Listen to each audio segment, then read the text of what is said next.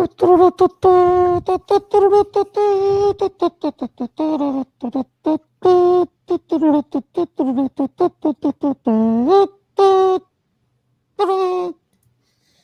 we're live. We are live. Hello, everybody. I'm Dan Nadelko. Matt Safinich. I'm Mei Fang.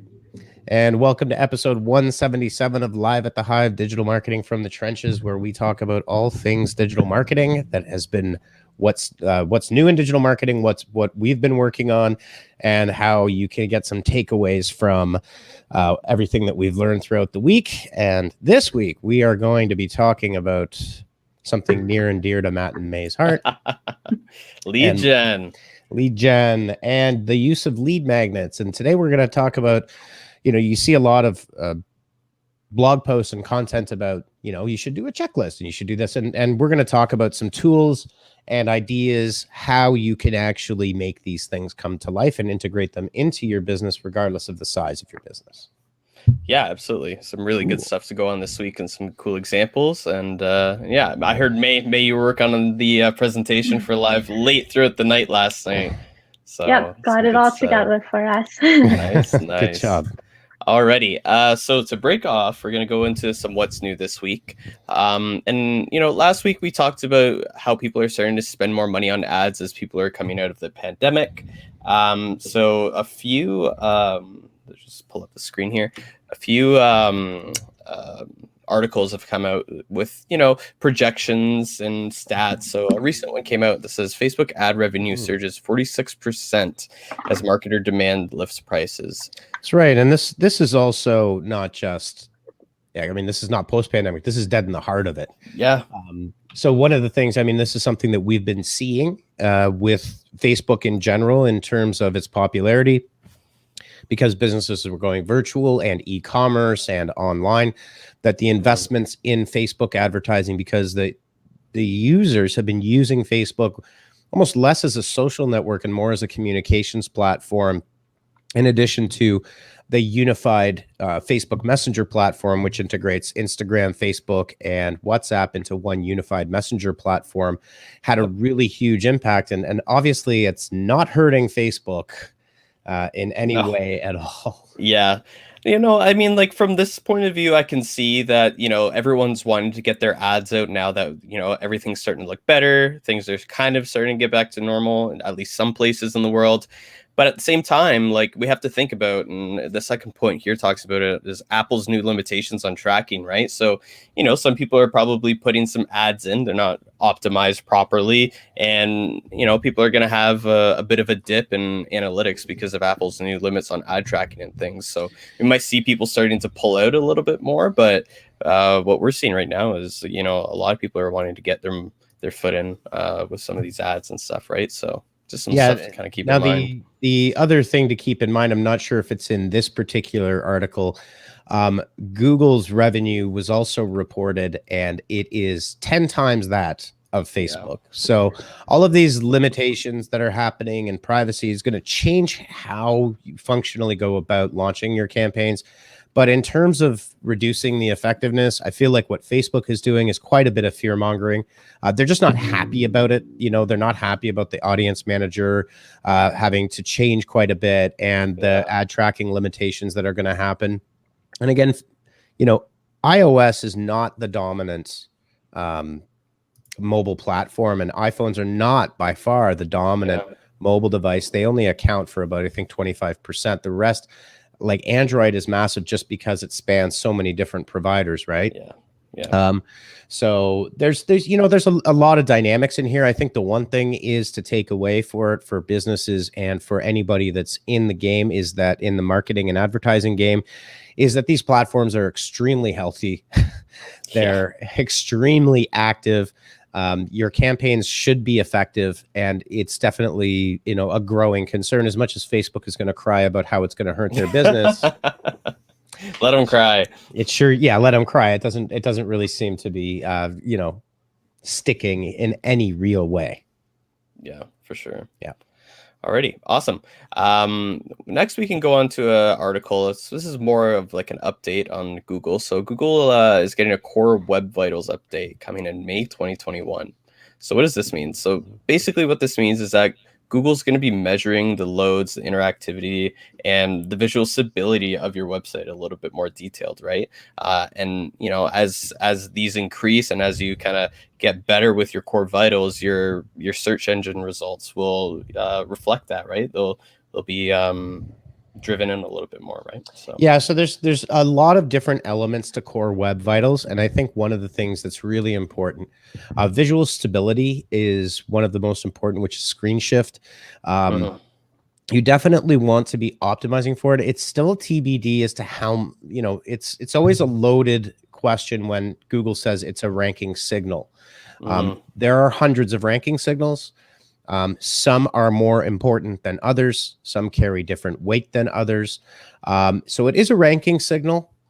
There's a lot of debate in the SEO community as to how much of an impact it's going to have and what the threshold is, right?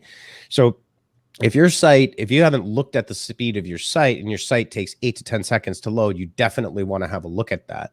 Yeah. But my gut feeling is that if you are somewhere within a reasonable range of 2 to 4.5 seconds for a site load and the intermediate steps to get there, I'm not sure. I mean, it's really, nobody really knows, and Google's being as vague as they always are about what this actually means. So So just something to keep on your radar. You should definitely be keeping an eye on it. You should be optimizing for speed for reasons other than SEO, more for user experience, in order to be on top of this. And we will see some shifts happening in the month of May when it comes to rankings and all that. Yeah. Obviously as well, mobile friendly. You want to make sure that your sites are obviously optimized properly as well. I know a lot of businesses sometimes neglect that. I've really put so much dedication into their desktop site that they kind of neglect the mobile friendly. But definitely now that we're getting this update, you're going to want to make sure that all your T's are crossed and I's are dotted for sure. Right on. Yeah. Alrighty. So I think before we get into what's working, there was a really great local story this week within Kitchener, Waterloo, Cambridge region. We're going to be looking at Listowel. So there's a signage war happening in Listowel, Ontario right now, where a few businesses have decided to use their signs to kind of jab at one another, and it's kind of going to viral. And I think this is kind of, this kind of ties into our segment from last week where we kind of talk about businesses, keeping fresh, adding a little bit of personality, right? Well, this is also trending all over TikTok as well. I believe it's all over Instagram too. It's happening in Sarnia, in North Bay, Thunder Bay, Listowel as well. So it's just, I mean, it's kind of a fun little game that businesses are playing. I don't know how much, I think what it, if you've got this, if you've got this going on, that's a good one. CTV, do you think it'll go global? If you're Canadian, those are two. Those are my favorite ones. Yeah. So just some good fun and good TikTok trends happening and Instagram trends happening on that for local businesses. Preston Honey Hive says that they love the sign wars. I agree. And we've got a few people in chat too today. Matei, Stacy, Courtney, Paige. Hey Paige, how's it going? Welcome everybody. Alrighty. So now we'll be diving into what's working. So like we said, sorry. No, I was going to say, May, why don't you, I know this is your second live at the Hive, but why don't you introduce yourself to our millions of viewers? Okay, awesome. Hi, everyone. I'm May. I'm a digital marketing specialist here at Honeypot Marketing now. I've been here for about just over 3 months, actually, and I've learned so much during my time here. I graduated from the University of Guelph last year with a major in marketing. And yeah, I love Honeypot. I've learned so much working here, and I'm excited to keep learning and keep growing. Awesome. Stacy's doing your evaluation right now as you're sending all those compliments. Nice. Jokes. All right, so let's talk a little bit about lead magnets and what they are and why they're important. So one of the things I think, especially when we talk about digital marketing, everybody initially has this concept that it's going for the throat and getting the sale, making the sale, getting the conversions, looking at your Shopify store, looking at your conversions kind of ticking up. And, there is that element to it. But there's also the concept that one of the things that we like to say is you never sell your core product to a cold audience. It's extremely expensive to do that, especially if you're a smaller business. You need to build a community, and there's several ways that businesses can build community.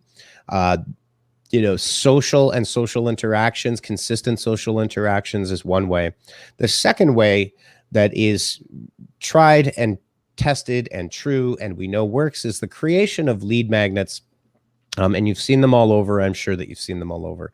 We're going to talk about the types of lead magnets, but I think more importantly, it's that your lead magnets need to be valuable content that solve a problem for your potential customer. Rather than talking about your product, you're talking about the solution your product offers, whether it's a way to become healthier or a solution to a specific problem, right?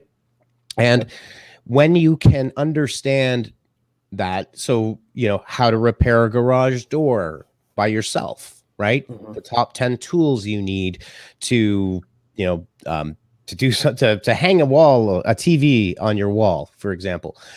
There's lots of different checklists we're going to go through and different types of content we can create.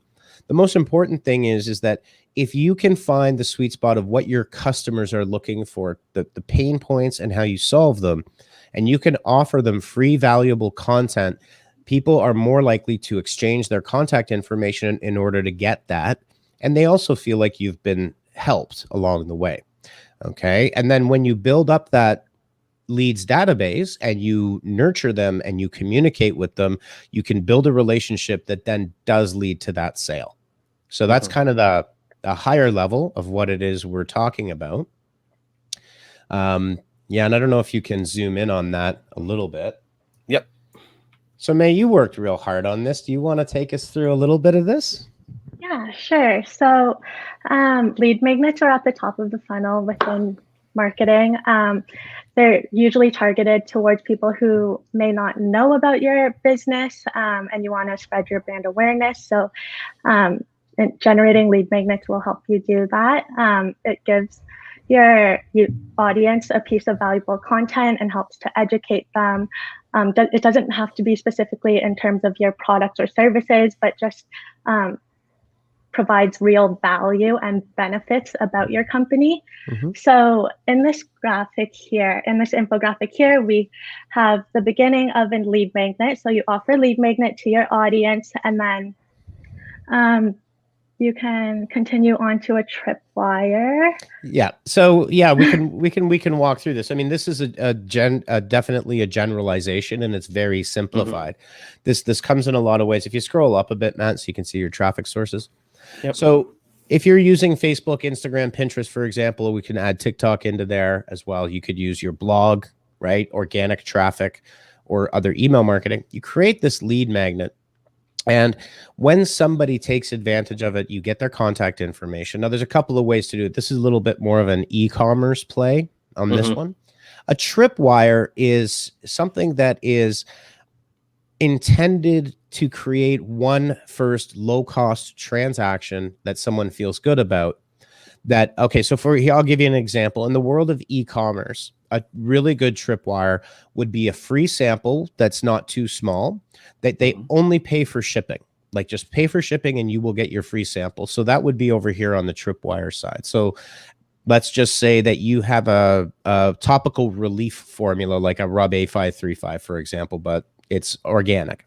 Yep. Well, you could talk about 10 ways to eliminate pain, chronic pain, right? An exercise book, maybe a health and wellness book that someone comes in and says, yes, I want that. Then you offer them the tripwire, which is an absolutely free sample of your product. Just pay shipping. That would be a tripwire, right? Yeah. Not intended to make money. It's intended to build a relationship. Now, in other instances, maybe you have a higher price point. You can go right into a follow-up series here on the right, which then leads your lead through another narrative and another journey using the content and other content that you create. And that's how you start to like these are all nurture sequences, right? So this infographic is here to simplify that process and then also create a return path after somebody does purchase your product. Yeah, and that could be anything from the bottom there. If you're listening, it's just email marketing, blogging, custom audiences, retargeting, social media, right? Yeah. Additional offers. Cool. So let's talk about some different types of lead funnels that we're going to go through. So we have checklists. We've got expert guides, case studies. We'll talk a little bit about the nuances of it. Surveys, assessments, and quizzes, which are always very, very popular. Calculators, reports, contests, demos, and free trials. And then we've got one here, photography. It's a little bit more about a creative use of large royalty-free sites that we're going to talk about here. So May, why don't you walk us through some checklist stuff? Yeah, so checklists are content pieces that provide step-by-step information about a specific topic. They give the users often know about the topic, but they need more information regarding the topic. So it'll break it down. The lead magnet will break it down step by step and explain the details and information that will help you execute whatever you're searching for, the different plans that you're trying to attain. So in this image here on the right, people are looking for a modern billing solution. And in this checklist will provide them with the steps to help them choose a billing solution that best suits their needs. Right. So I think one important thing to keep in mind about this type of a lead magnet is if you are in business and you've created a product or you have a service, I think it's important to remember that you will forget more in one day than your customers will ever learn about your entire product. So what may seem obvious to you because you're inside the company, right? And you're inside that product and you've developed that product or you've developed that service is to remember. So for example, if you have storage solutions, so maybe, mobile shipping containers that people can drop off when they move, right? As an example, a checklist that would be very useful because unless you move all the time, it's not something that happens every day, right? And there's a lot that goes into moving, right?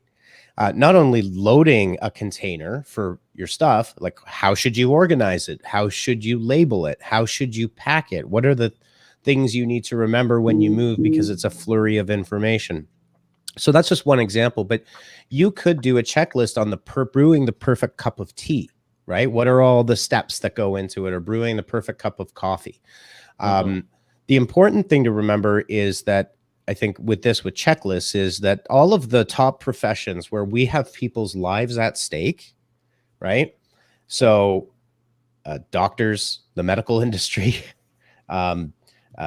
airline pilots and commercial aviation, right? Every single one, they have a pre-flight checklist. They have they actually use checklists on a regular, consistent basis. So why wouldn't we use checklists in all other areas, right? They're very useful and you can really break down things and details that people might miss. And the other nice thing about checklists is that when it demonstrates a high level of intent on behalf of that person. You know that lead is looking for specific answers, right? So when you're making your checklist, try to be as detailed as possible and add things in there like pro tips. Don't forget, this is very important, that kind of thing. For sure. And we'll kind of get into, some of the lead magnets have better, pros than others, and some have some cons, but checklists, like Dan said, right? They're a really great way to generate qualified leads nice and quick. People are engaged. They want a nice checklist to look at. And April brings up a really good point that lead magnets are a great way to offer your customer valuable information related to your brand. By giving them this information, it starts to build trust between you and your customer, which is great, right? Yep. And then Stacy has another one here, and she says that checklists is an often great way to help educate your customers on the best way to use your products or spark ideas that users may not have considered. Yep. And if you think about it from a checklist perspective, it's important to remember that if someone is downloading a checklist, they're probably in the midst of trying to plan something or do something, right? Yeah. And that's why I say that there's okay. So there we go. We've got a couple of examples of different checklists, right? And yeah, I think it's important to put thought into your consumer, your potential consumer. So their pain points, like what is frustrating them? What is worrying them? Trust me, if you've ever packed a storage container, you don't want to have to repack it. I've done it like 4 times in my life, and it's not fun. Yeah, I feel that. Alrighty, number 2, let's talk about some guides. So, May, do you want to walk us through some cool guide tips and stuff? Yeah, sure. So this is where the expert information really comes in. Guides can be anything from how-to guides to trips, tips and suggestions. It doesn't have to be specifically about your business again, but the value that your business provides.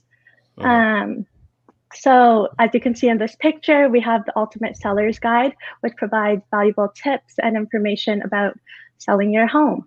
Yeah, so just providing expert information and opinions to help people, guide people through their business, not specifically about your product, but how they can work through your product, your business itself.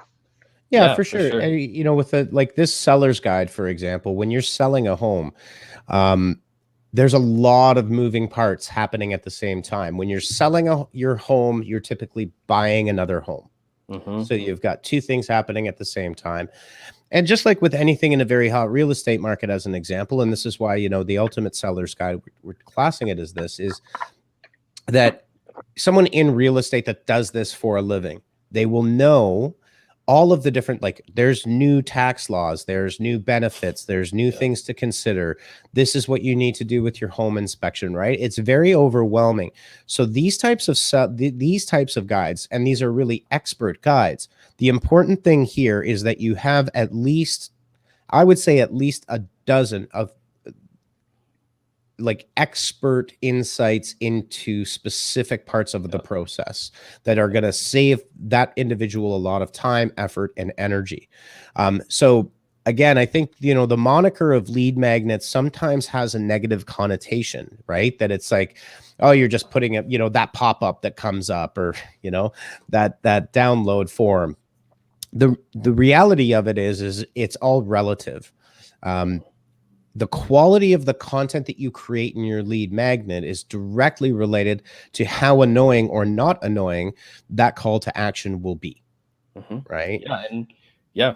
Oh, sorry. Continue. Yeah. So I was just going to say, it's very important to take the time to understand your persona, to understand your customer, and to create that content so it is valuable. Because to be quite honest, in the world of lead magnets, there is a lot of garbage out there, and you have to distinguish yourself from the low quality stuff and put yourself in the high quality area.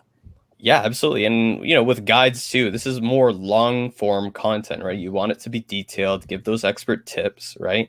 And at the same time, right, this will sometimes have a higher perceived value for your customers, right? Because they're getting a longer form piece of content that's catered towards their needs, right? And the great thing about guides is because you have that higher perceived value for that lead magnet, you can ask for a little bit more information from people, right? So for a checklist, maybe you're just asking for an email and first name, right? But maybe for like this Ultimate Seller's Guide, right? We have first name, last name, email, a subscription for more tips, but maybe a phone number as well, right? So definitely some cool stuff there for sure. Yeah, I definitely think, I think the most important thing as we go through all of these, you can keep going.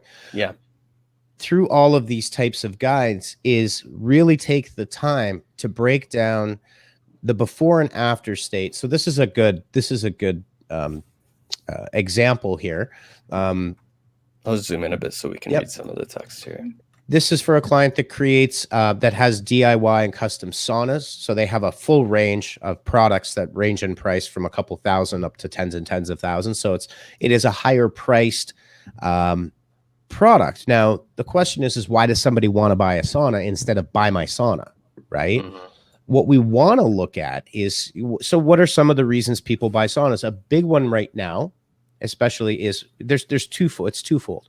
One, with increased stress and anxiety over things like the coronavirus and the lockdown, people are looking to make their own homes their kind of backyard oasis where they can get away, right? Yeah.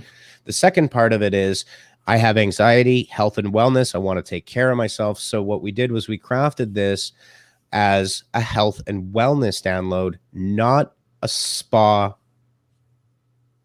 catalog. That comes later, right? And this has been that's been a very successful kind of angle. It comes after the fact, right? For sure. Cool. Absolutely. So I see we've got a whole bunch of new people watching. If you've got don't be shy, you can say hi. Ask any questions if you have any questions. Well, or just drop a comment and say howdy. We're friendly.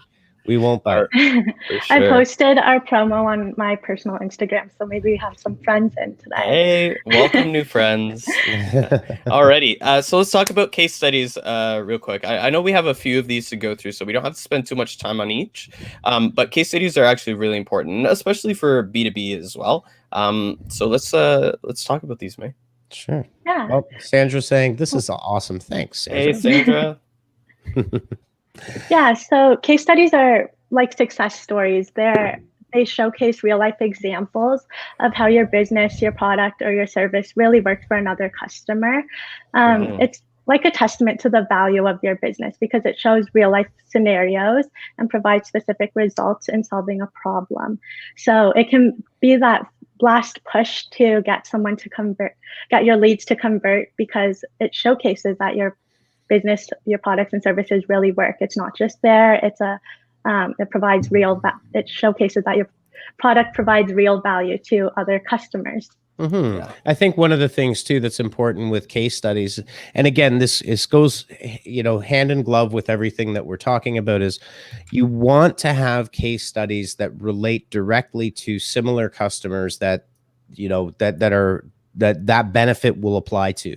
So, if you've got a small business case study, then you want to promote that to businesses in that same category. Don't promote a small business case study to an enterprise user. Or if you've got a case study about, potentially the health benefits of a product or selling it through to a B2C individual, don't use that as a case study for a corporate client. If that makes sense. You want to have an alignment. So you want a variety of these case studies. The last thing about case studies is they should be really scannable, featuring features and benefits so that someone can pull that. And really what you're doing is you're giving your lead ammunition and free content to go internally to advocate for your particular product. Case studies work really well for B2B, business to business. Yeah, for sure. Nice rule, 1 page, really nice 1 pager, really clean looking 1 pager. Will make a great case study. So don't go too overboard. So surveys and assessments. This is a really good one as well. Yeah, so surveys and assessments are great for engaging with your audience. They're super straightforward and easy to complete, and they provide specific results for the user. They also generate valuable insights for the business who created the surveys or assessments. The results provide them with real information in regards to prospective customers and what they're looking for. So it's great for both parties because it provides value for the business and for the prospective customers. Yeah. Now, there's a lot of different tools you can use to create assessments. And the only difference between a survey is one thing and an assessment is another. So they're kind of two different things. But really with an assessment, the only real difference is you come out with some kind of a grade or some kind of score. Yeah. And, there's a psychological angle you can use when doing an assessment. And this is important. So for example, this is the streaming network. We've been working with them for, 6 or 7 years. They produce and host webinars and typically enterprise style webinars. In this particular one is a webinar report card. And the questions being asked are really, how confident are you about the effectiveness of your webinar? Now, quite typically, webinar programs become more complex. There's a lot of questions. There's a lot of doubts because there's an investment there. It's also extremely popular. There's often a lot of questions about, am I checking off all of the things to make this as effective as possible? And this is assessments are intended to do that, right? The assessments are intended to find what's being missed and how to improve upon what's already being done. So if we think about why these are really strong lead magnets and powerful, is because if someone's doing an assessment on the effectiveness of their current webinar program, just as an example, that means they're running webinars, right? Yep. They're currently doing the thing. They're also currently doubting how effective the things they're doing right now, how effective those things are. So you can understand that, well, you know, you're finding a lead here, someone engaging with this, promoted correctly, that is probably at the middle of the funnel because they've already done something. They've already invested in this particular case, right? And that's where assessments are incredibly powerful. And we can see a couple of other examples of that. But I think it's something that should be said out loud, because I think these nuances are really important, because quite honestly, when we see articles, you see articles typically out there, they talk a lot about, yeah, you should do a checklist, offer a download, right? But why? Like what is the nuance behind the type of lead magnet, and why would I offer it, and how do I present it to make it most effective? So. Absolutely. And, you know, those really tie in well with quizzes, right? Because once you kind of get the surveys going and the questionnaires, you can branch out to quizzes, and they're a little bit more interactive with your audience, right? People can share them, and it increases your brand awareness. But you can also kind of sprinkle them around your content, right? You don't have to include them on every blog that you have, but, you know, maybe you can add it in where it's, you know, a little bit of a quiz style questionnaire almost. But yeah, for sure. We can see some examples here of some quizzes here. You know, we have a healthy diet. Are you making the right decisions in terms of diet? There's one here, as well as, you know, emailing for your results as well. Let people take the quiz without signing up first, and then get them to take the results at the end. They'll be a little bit more inclined to do so, right? Yeah, I think it goes without saying. And I think, May, didn't you bring up that you did there's tons of quizzes that you've interacted with even recently? Oh yeah, like even, well, I do this for fun, but on BuzzFeed, they have millions of quizzes that I can get lost on for hours, just because it's so fun and interactive, like it's entertaining. So yeah, there's the entertaining side. And Matt, can you throw up the Marketer Knows the GDPR quiz? Because I think that one's a good example too. Okay. I'm very aware of the time limitations we have. I think we'll be okay. We're pushing, but we'll be good. So one of the things about this particular quiz, the Are You Prepared for the GDPR quiz, there's a couple of nuances inside of this that make it important. So the GDPR is the General Data Protection Regulation, which is out of Europe. It's a topic that makes many marketers very nervous, makes them sweat, because there's hefty fines across the board for this. But the idea of this as a lead magnet is, you know, so questioning, are you prepared for the GDPR? Do you understand the terms? It's a short quiz. I think it's only 8 or 9 questions. Yep. The idea being is that we want, and again, we're using a negative connotation here in terms of framing, because these are the basics of the GDPR. So you can imagine if a marketer comes in and answers these questions and maybe doesn't do so well, they're going to want help to understand how they can fix that, right? So again, it's kind of like that assessment, just in the form of a slightly more viral quiz.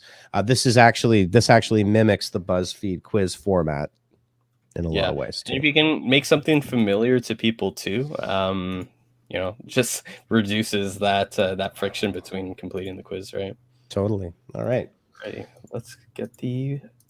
Oh yeah, and for quizzes, there are a ton of platforms. For WordPress, there's WP Viral Quiz. There's Thrive. Themes has quizzes as well. There's lots of places that you can find free and cheap and easy platforms that you can integrate into your website and or your social media platforms. For sure. Absolutely. Next, we'll talk about calculators really quickly.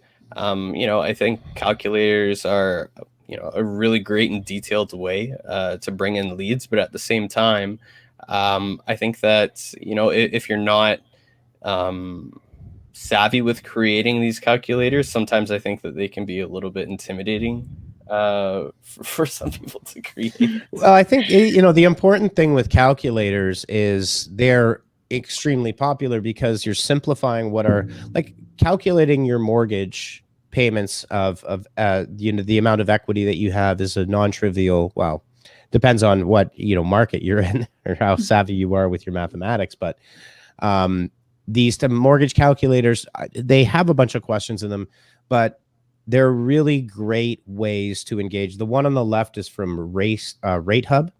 Yep. And it gives you a bunch of different options in terms of, selecting multiple amortization periods, multiple down payment percentages, all sorts of different types of mortgage, variable or fixed rate. And this thing will come out with a nice profile for you. So you can imagine that this has been an extremely popular feature for Rate Hub in terms of generating leads. And I mean, that's what they do. They're basically, Rate Hub is nothing more than a lead generation platform, right? Pretty much, yeah. Yeah. Actually, the horse betting calculator, I'm going to come clean. I did put a little bit of money down on the Kentucky Derby for tomorrow. Nice. So I did some calculations and I looked at some odds and I picked my best bets. I know what I'm doing. I just do it for fun. But wagering calculators, mortgage calculator, literally estimate calculators. You can make a calculator for almost anything. And there are several platforms that will allow you to create custom calculators as well. They're just super interactive, and you're providing a set of tools. The nice thing about having a suite of calculators, it's kind of like having for content marketing is like having a suite of SEO tools on your website. These are tools that people, as they become familiar with you, may come back over and over again, multiple visits to create that ongoing engagement. Yep. Yeah, I think it's also important to note that people are looking for calculators for a reason. So they want to attain these results, and those results will usually push them to take action. So for example, this horse betting calculator, they're looking for to calculate which betting would be best. So once they have those results, they'll likely start betting with their results. So. Well, and the other thing to keep in mind, so a horse betting calculator may seem simple, but you have the exacta, the trifecta, you've got daily double. You've got so many different ways to wager. Like there are literally dozens and dozens of different ways to wager on horses. Okay. Yeah. So it's non-trivial, just like a mortgage calculation is non-trivial. You could pull out a pen and paper and write all this stuff out, but for convenience sake, to be able to plug in a bunch of numbers and kind of see what your odds might be. Right.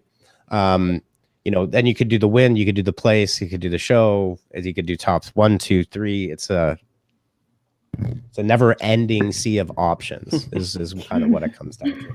For sure. Cool. For sure. Let's keep going then. Alrighty. So here we have reports, right? So a few of the featured ones we have here would be, like a free site audit. You get your audit, sign up, and we send you a report. These are really great because you can give people like a really unique and tailored experience that fits themselves, but also pull data that is easily accessible and data that people want to see when they're gathering this audit. So why don't we talk just quickly about some examples of some audits that we can use and some ways that people can maximize the leads from this? Sure. This is an example of a tool called SEMrush. So again, in terms of creating a report on somebody's website. So, you could do several types of reports. You could do it through an assessment and then provide somebody a report based on their profile, a financial health report, all sorts of different things. In this particular case, what this is a widget that's provided for free by SEMrush. And this can be embedded on anybody's website. And what it is so if you're in the SEO, the SEM, the digital marketing game, typically when customers come inbound, they're typically not happy with their current website or they're not happy with their current marketing. They have doubts, but the problem is in the digital world is they often don't know what the specific issues are, right? Like something's wrong with my website. I know something's wrong, but I don't know what. In this case, this gives a snapshot overview report of top 3 issues, the total overall site health that you've got, and how many crawled pages that you've got. So it gives a nice little snapshot that sends that report to the customer and also notifies somebody on your team that somebody has downloaded that free report. There are several instances and examples you could point out in the world where these types of reports would be useful. And that it also kind of crosses over into assessments as well. So a great thing to add to your site and to your mix of content. Absolutely. Absolutely, for sure. Cool. Alrighty, rolling along here. I think we might make it, maybe not, but that's okay. Contests. Contests are definitely one of the go-to lead, ways to get lead gen. However, I think that, sometimes they can be a little bit messy in terms of the quality of leads that you bring in. A lot of the leads that you bring in might not be as high quality as you think. So you'll definitely need to, use strategies to ensure that you're getting the right leads, you're marketing the giveaway or the contest to the right people instead of getting, the extreme Grouponers, the people who sign up for every contest that they come upon, right? Well, I think that's all part of the nuance of how you design something, right? Yeah. So for example, you can see here, this is a good one. Leaving a review so this is for existing customers, right? There's a contest, an engagement contest, based on people that have already been using the app, right? Yeah. So that's a great way to continue to nurture and to even reactivate people that may, like with mobile apps, for example. It's a very common thing for people. I mean, I do it all the time. You install an app, it's shiny for 24 hours. You forget about it. It goes into the dustbin of your seventh screen over. It never makes it to your home widget screen. Yeah. Right. So that's a really good way here. Like, that's a good example of avoiding the spam, the spam users that you might get, for sure. May, was there anything else you wanted to add onto this as you? Well, you can promote your contest on a variety of channels like social, landing pages. So it's just a great way to integrate a little interactive element into your content. They're fun and exciting to enter. So super great for building your brand awareness. But like we said before, you have to be careful with the type of leads that you get from them. So if you create a contest that is directly related to your product or service, then that should help with qualifying your leads. Yeah. So if you go to the next one, you'll see a couple of examples here. So we've got one here that is part of an internal installer group. So we're gating and limiting who the contest is geared towards, and that's always a smart way to do it. The other good thing here is, strategically, contests are great for lead gen, but they're even better for nurturing your existing customer base. Okay. So you should be, if you're thinking about your business and your online business, look at all of the customers. And I think this is super important because lead magnets are not just for lead gen, they're also for lead nurture, right? You're going to have a much better opportunity to resell to someone you've already sold to because you're offering them multiple benefits and they already know who you are. So that's something to keep in mind with contests. For sure. Okay. Absolutely. I think we're coming near the close now. We got demos and free trials. Yeah, I think that goes kind of without saying, right? Yeah. Some of the kings and queens of this, just to be PC, are Skip the Dishes. Chef's Plate does a really good job of this. Blue Apron does a really good job of this. You've got to there's a dual-sided benefit to the free trial concept if we were to use Skip the Dishes. Chef's Plate, for example. Me and a bunch of my friends actually did this, where you invite other people, you get $75 in free meals. So it basically gives you 4 free meals. Then you invite each other, and then they can invite you back with a different email address, and then you keep getting free meals. Yeah, I've heard some people do that before. So Look, funny. I don't feel bad about it because these are public companies with millions of dollars behind them. So yeah, I get that for sure. And you know what? It's just like everyone's dipped into that a little bit. But. Well, and the thing is, I did actually. I think I spent about $1,000 on Chef's Plate before I realized that they had given me, I think, whatever one of the biggest packages they have is. Holy geez. Like 4 meals a week for 4 Yeah. people or something. You got like a lot Oh of my people gosh. over. You got a big family though, so you know you got. They probably got you on the Yeah. biggest one that you can. But my kids eat plain hot dogs, so it's okay. They won't eat Yeah, that. for sure. So Courtney's saying, sorry, you just need to be careful of spam accounts imitating your contest to steal lead information. Yeah, and that's one of the reasons why,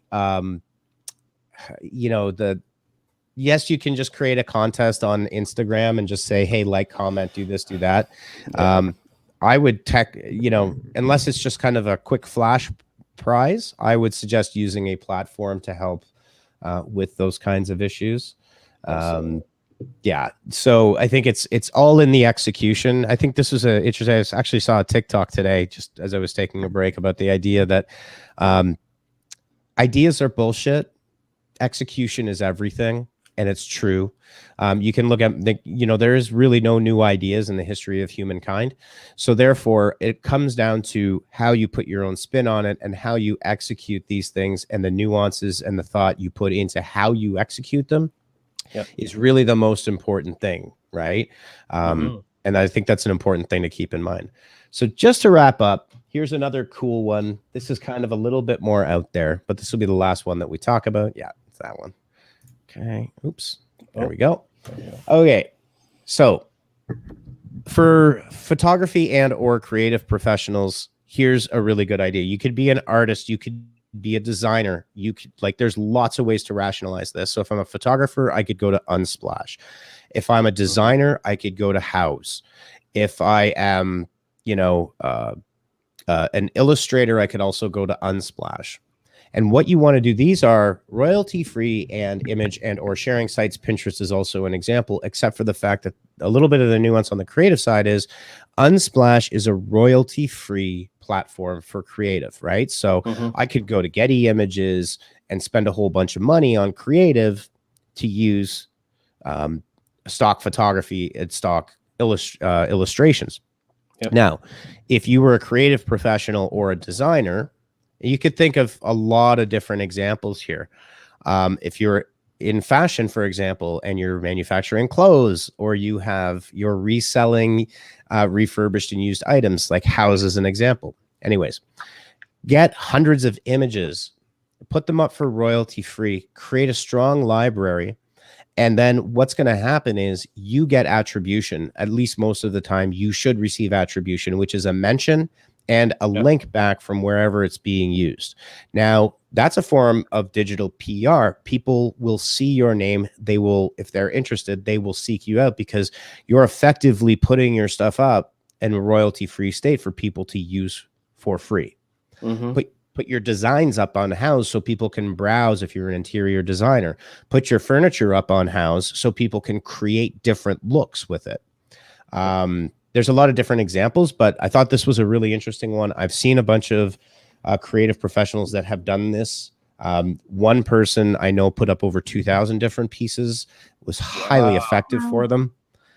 Yeah, massively That's a lot effective. of work too. I mean, it's no joke when you get a big library like that. It's a lot of work, but it doesn't have to be obviously 2,000 photos, but it paid off for them. Yeah, I mean, it would. Yeah. All right. So just to wrap it up, I think some of the key points that we wanted to kind of drive home is that lead magnets have a little bit of I won't say a bad name, but they can have a negative connotation applied to them. They really shouldn't. It's part of your content marketing strategy, and it should really be a deep part of your content marketing strategy in terms of developing quality content. Content sells, it makes money, it's powerful. You're seeing it all across major brands trying to start doing this. And the benefit you have as a smaller, more agile business is you can go and create this stuff on a regular basis, and you have far fewer limitations than the big companies have around it. So May, Matt, I don't know, do you have anything else you guys wanted to add for the audience today? From my end, I think it was good. We talked about a lot of cool tips. May had some really great examples in there and really good presentation. So I think at least we cut a lot of all of the fat off of it. But I mean, if anyone has any questions, let us know in chat, send us email, whatever. Hit us up on social. May, May? do you have anything? I just think like the main thing is to remember to provide valuable information. People are coming to your lead magnets not knowing exactly what your company is as it's top of funnel, but providing them with that valuable information will draw them towards your company and help to build those leads. Quality, quality, quality over quantity. Absolutely. Yeah. Okay.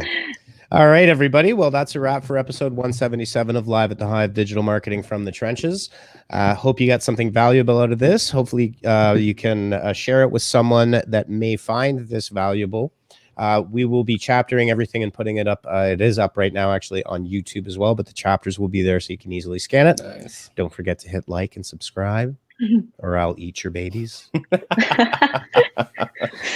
Now that he's off Chef's plate, he's got to get through something. There you go. There you go. All right, everyone. Thanks for joining in and have a great weekend. If you're in Southern Ontario, burr today, but it's supposed to warm up. So keep the faith. It was snowing before. All right. See you guys. All right. Have a great one.